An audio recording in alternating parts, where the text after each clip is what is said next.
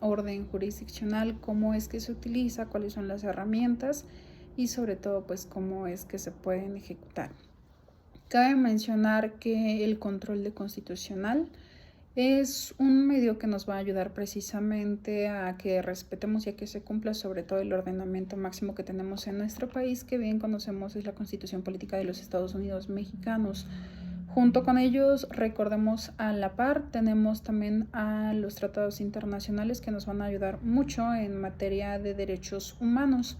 principalmente si se llega a tener pues alguna inconsistencia que esté transgrediendo los derechos humanos que finalmente son fundamentales en cuanto al ejercicio de cada ciudadano soberano que esté dentro de la República Mexicana.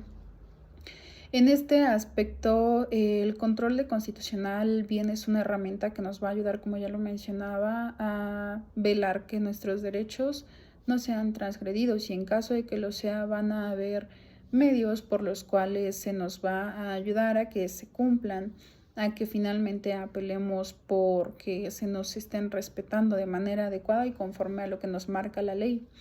En este aspecto cabe mencionar que bien tenemos al juicio de amparo, tenemos hacia también el recurso de las acciones de convencionalidad y las controversias constitucionales. Empezaré definiendo las acciones inconstitucionales, que en este apartado pues recordemos también es un recurso a través del cual se va a tomar o se va a desarrollar para situaciones que tengan controversia en cuanto hacia las disposiciones generales de la entidad federal. Asimismo, si por ejemplo se llega a tener alguna situación a la cual queramos impugnar, y en este apartado pues también impugnarla contra resoluciones que se tengan que también estén siendo invalidadas o demás. Asimismo, hay órganos que se van a encargar de llevar a cabo cada proceso. En este apartado sería la Suprema Corte de Justicia. Regularmente es quien tiene mayor peso para el orden o para poder llevar a cabo estos procesos. Asimismo, tenemos las controversias constitucionales, que bien tienen por objeto plantear la posible contradicción entre una norma de carácter general y la Constitución, es decir, que apenas el día de ayer salió quizá una norma y está controvertiendo a la misma Constitución, entonces en ese momento vamos a poder utilizar las controversias constitucionales. Esto de igual forma sustentado con la misma Constitución política de los Estados Unidos mexicanos en el artículo 105, fracción segunda. Y por último, el tema más amplio que es el juicio de amparo. El juicio de amparo cabe recordar que es un recurso que lo tenemos establecido por la misma Constitución, fundamentado en el artículo 103 y 107 de la misma, para que podamos apelar o poder reclamar alguna situación de injusticia.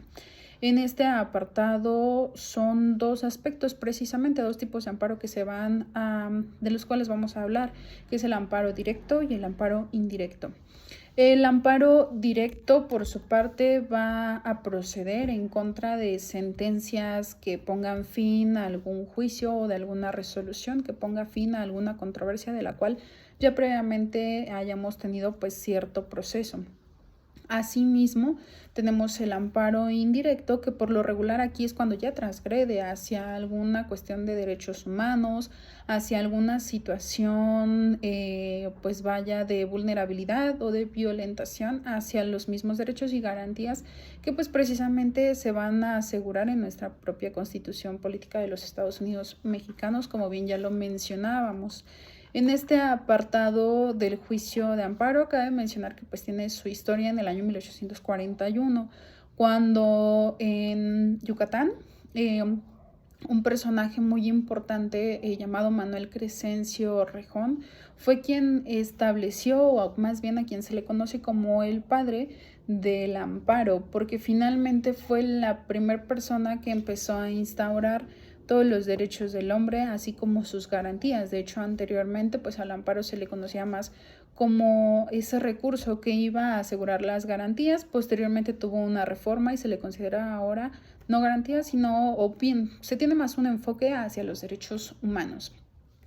En este apartado, como ya lo mencionaba, fue en 1841 cuando, a partir de la Constitución de Yucatán, esta persona, don Manuel, empieza a generar o empieza a enlistar todos los derechos humanos que iban a conllevar o a lo que se iba a enfocar el amparo. En ese momento solamente se denominaba amparo, ya fue hasta después cuando se denominó juicio de amparo, cuando se tomó ya como un recurso o como bien un medio de control constitucional. En este apartado posterior de su creación, pues cabe mencionar algunos puntos sí muy importantes para que sepamos cómo es que funciona, conocer las partes sobre todo que van a intervenir, siendo el quejoso, que es la persona afectada a la que se le está teniendo esa vulnerabilidad, esa violación hacia sus derechos humanos. Posteriormente vamos a tener la autoridad responsable, que va a ser precisamente quien va a ser el conocedor sobre toda esta controversia, que más adelante pues también sabremos quiénes son las autoridades responsables de llevar a cabo todo este tipo de procesos. Posteriormente tenemos tercero interesado, en dado caso de que exista alguna persona que tenga alguna situación parecida o por la que se tenga también una afectación, va a poder tener inclusive una adhesión sobre este juicio.